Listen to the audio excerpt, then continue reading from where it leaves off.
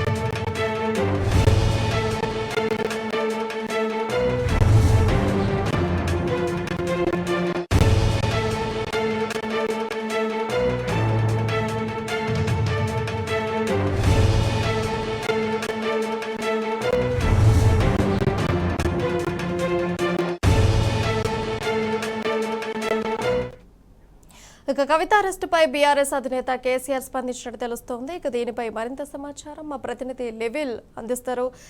Level చెప్పండి, updates ఏంటి? మొదటి నుంచి చెప్పినట్టు కూడా ఈ ఏదైతే ఢిల్లీ లిక్కర్ పాలసీకి సంబంధించిన కేసు అదంతా వస్తుంది అని చెప్పేసి మొదటి నుంచి కూడా చెప్తూ వస్తున్నారు. అయితే వాళ్ళ మరోసారి కూడా బీఆర్ఎస్ అధినేత కేసీఆర్ ఈ సమావేశంలో ప్రస్తావించినట్టు తెలుస్తుంది. లిక్కర్ కేసు అంతా కూడా వస్తుంది. ఇది గతంలో ఏదైతే బీజేపీ సంబంధించిన బిఎల్ సంతోష్ ఎమ్మెల్యేల కొనుగోలు కేసుకు సంబంధించి అరెస్ట్ చేయడానికి సంబంధించి మనం పోలీసులను పంపించడం, ఆ అరెస్ట్ కి సంబంధించిన నేపథ్యంలోనే ఇటు కవితపై కావాలని కేసు పెట్టి ఇరికించారే తప్ప ఈ కేసులో ఎలాంటి ఆధారం లేవని కూడా ఈ సందర్భంగా చెప్పారు. అప్పటి నుంచి మోడీ మన మీద తెలంగాణ మీద కక్ష కట్టారు. అందుకే కవితను అరెస్ట్ చేసి జైలుకు పంపించినట్లు కూడా ఈ సమావేశంలో చెప్పినట్టు తెలుస్తుంది. అయితే ఈ సమావేశం అంతా కూడా గతంలో అంటే అనేక సార్లు కూడా ఇటు లీగల్ గా ఎలాంటి ఆధారాలు లేవు, ఆధారాలు లేని కేసు అని చెప్పేసి కూడా చాలా సందర్భాల్లో బీఆర్ఎస్ నేతలు చెప్పారు. ఇవాళ అదే విషయాన్ని బీఆర్ఎస్ అధినేత కేసీఆర్ కూడా చెప్పారు. అయితే ఇప్పటి వరకు కూడా ఆధారాలు లేవు, ఈడీ వస్తుందంటే మోడీ వస్తుందంటే ముందు ఈడీ వస్తుంది. అదే తరహా ఇవాళ తెలంగాణకు మోడీ వచ్చిన నెక్స్ట్ డేనే ఈడీ వచ్చింది. ఈడీ వచ్చి కవితపై అరెస్ట్ వారెంట్ సర్చ్ వారెంట్ లేకుండానే ఆ సర్చ్ వారెంట్ సర్చ్ చేసి అనంతరము అరెస్ట్ చేస్తున్నామని చెప్పిన తీరును కూడా ఇవాళ ఈ సందర్భంగా మనం ప్రస్తావించవచ్చు. ఎందుకంటే ఈడీ కేసుకు సంబంధించి అనేక రాష్ట్రాల ప్రతిపక్షాల పైన ఏ విధంగా అయితే అరెస్టు చేస్తుంది, అక్రమ కేసులు బనాయిస్తుంది.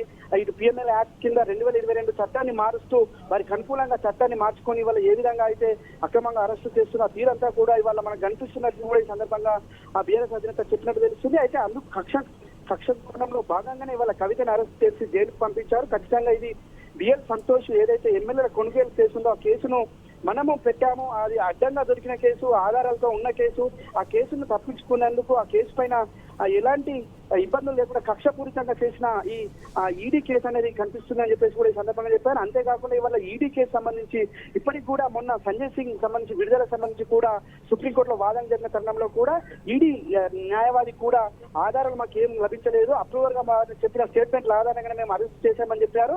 ఆయనకు అదే రోజు బెయిల్ కూడా వచ్చింది.